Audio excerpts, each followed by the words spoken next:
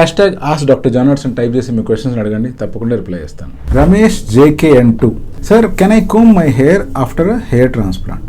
Hair transplantation జరిగిన తర్వాత మీరు జుట్టుని దువ్వుకోవచ్చా? హెయిర్ ట్రాన్స్ప్లాంటేషన్ జరిగిన ఇమీడియట్ డేలో మీకు ఇప్పుడిప్పుడే గ్రాఫ్ట్స్ ఇంప్లాంట్ చేసి ఉంటాము. ఆ ఏరియాలో ఇంకా వెట్గా ఉంటుంది, దానికి రెగ్యులర్గా సలైన్ స్ప్రే చేస్తూ ఉంటాము. సో ఆ రోజు అయితే మీరు డెఫినెట్గా తల దువ్వకూడదు.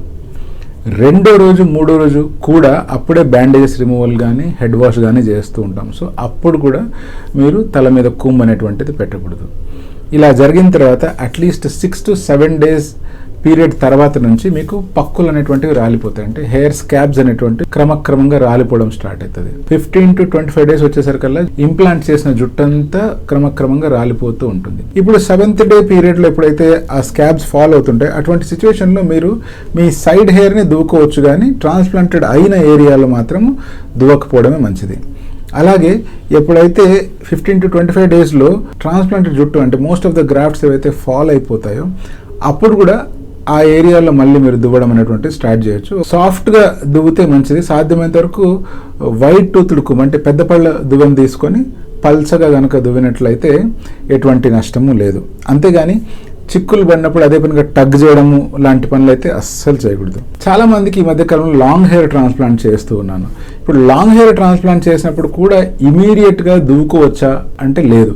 అట్లీస్ట్ ఒక 4 to 5 days వరకు ఎటువంటి దువ్వే ప్రక్రియ చేయొద్దు అనే చెప్తాను. ఎందుకంటే దువ్వేటప్పుడు ఈ హెయిర్ అనేటువంటివి కనుక ఏమైనా మ్యాటింగ్ జరిగి ఉంటే ఆ కూమ్కి అవి అతుక్కొని ఈజీగా గ్రాఫ్ట్స్ డిస్లాట్ అయ్యే ఛాన్స్ ఉంది.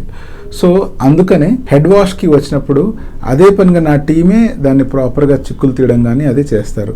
లాంగ్ హెయిర్ విషయానికి వస్తే 7th day 8th day నుంచి కొంచెం జాగ్రత్తగా హెయిర్ అనేటువంటిది కూమ్ చేసుకోవచ్చు. ఒకసారి హెయిర్ ఫాల్ అనేటువంటిది అయితే 15 to 25 daysలో జరిగిపోతుందో దాని తర్వాత నుంచి ఇంకా మీరు ఎన్నిసార్లు ఎలా కూమ్ చేసినా ఎటువంటి ఇబ్బంది రాదు.